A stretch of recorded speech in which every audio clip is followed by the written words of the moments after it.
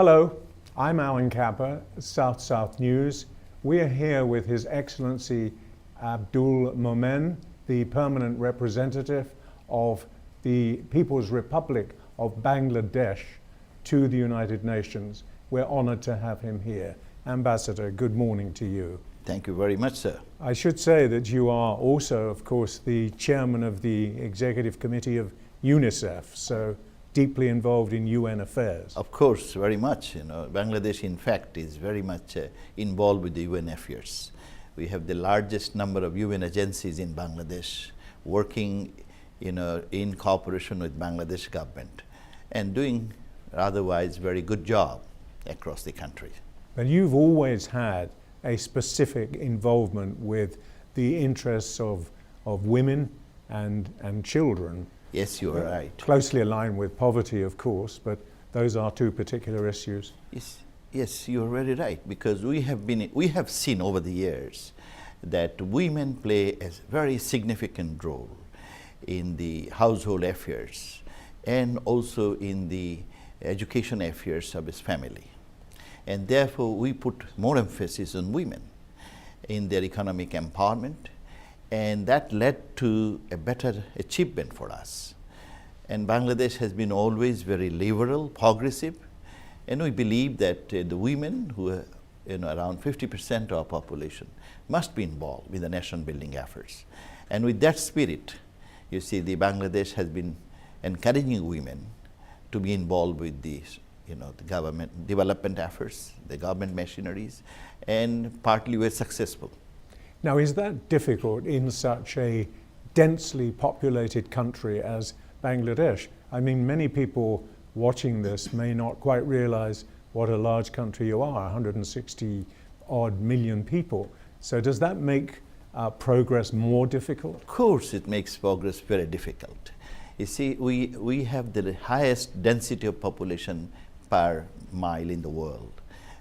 I give an example. In Bangladesh, we have around 156, 160 million people, which means we have around 1,200 people per square mile. Compared to that, in USA, you have 30 people per square mile. I mean, Bangladesh, you have 40 times more, which means if we would transplant the same density in the US, it would be billions of people, not 300 million. And it would be very difficult, even for a country like US, to manage this affair. So naturally, it's difficult. In addition to the high density of population, we have also people are not very literate, not educated, not very skilled. The other big issue is we have resource constraints. It's an impoverished country, yes. And plus we have a lot of calamities, one after another. Natural disasters. Natural disaster. In spite of that, you'd be happy to know, Bangladesh have never, since 1973, never experienced a negative GDP growth rate for last so many years. Its current growth rate, in spite of the financial meltdown, in spite of calamities, is around 6% per annum, which is, given the world scenario, is a winner. It's very impressive. It's because people are very dynamic, hardworking, and leadership is committed to help improve the lot of their people. Well, just going back to education for a moment, the President of the United States has made education a huge issue in his State of the Union speech. But what specifically are you doing and can you do to make education more universal and perhaps more broad in its reach? You see, in Bangladesh, we have two major resources. One is human beings, another is water. So if we cannot manage them right, there would be a curse for the society. So Bangladesh has given a lot of emphasis on education. This year, last year, our budget has increased manifold for education. We don't have much resource, but still. For education, we want 100% primary school enrollment, which may not be very big for USA or Germany or France, but it is a very big thing for a country where resources are very limited. Yes. So one number goal, we want education for all. Not only education, we encourage women to have more education. And government policies, they have designed many policies and they are working. For example, for encouraging women education, it made free education for women up to completion of high school. And now we are trying to even college. and it immediately had some impact. The impact is our women education was much lower. But now, today, in the primary enrollment, females are around 51%, vis-a-vis 49% for male. In the secondary, the female is 53%, vis-a-vis 47%. If you compare us with that of Pakistan, for example, we started the same, and it's a conservative country. We started on the same background. In Pakistan, it's dismal, yes, so to say. Yes. So we provided a lot of emphasis on education, and it helped us. Empowering women, it helped us, the growth of the economy. On a wider basis, though, outside Bangladesh, the problems of women in certain developing countries seem to be almost intractable. Also, that links very closely with children's mortality, which I know is an issue that you've been very concerned with, and seems to be still a major problem in various parts of the world. You see, we have a large population. One major reason is the mortality rate. When in a family they know that the siblings, most of them will die, they normally continue to have more kids. Now, to end that type of cycle, what the government tried, they tried to encourage, create awareness among the women, try to improve the mortality rate. We are successful. We are very lucky that during this, now we have reduced our child mortality by 67%.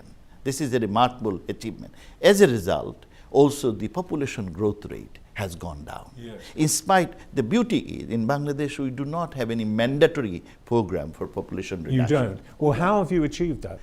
Only by creating awareness. You mean through education? Through education. Not through enforced birth control? No, not through, we provided some, supplies, but at the same time, major issue was women empowerment, awareness. It's not they're going to school as such, but our volunteers go door to door and tell them the beauty of small family and what is the essence of educating their kids. If it's small, it is easier for them to take care of them. And that worked very good. And nowadays, we have reduced our population growth rate almost from 3% to 1.4%. This is a remarkable achievement. It is a remarkable achievement. Are you able to export any of these concepts and ideas through to other countries, through UNICEF, for example? Yes, of course. We want to share. Like, partners in population development. Next week, they will have the UNFP will have the board meeting, and we are organizing an event in our own mission of the partners of population development. The idea is, in this area, we have a remarkable achievement. We want to share our experience with others. How we did it? The government provided incentive, and non-government organizations. We have many non-government organizations. Do you mean financial incentive or? Financial and principal incentive, you see, the encouragement.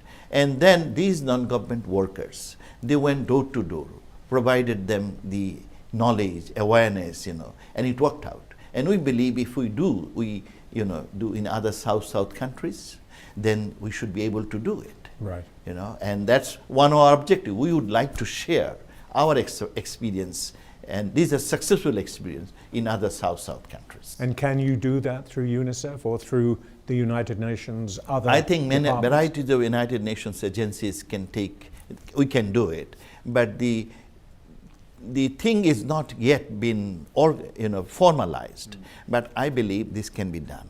One way is, we are trying in under let's say peace building area. We can send these NGO workers, we can send these teachers, that the volunteers who go from door to door, train them up.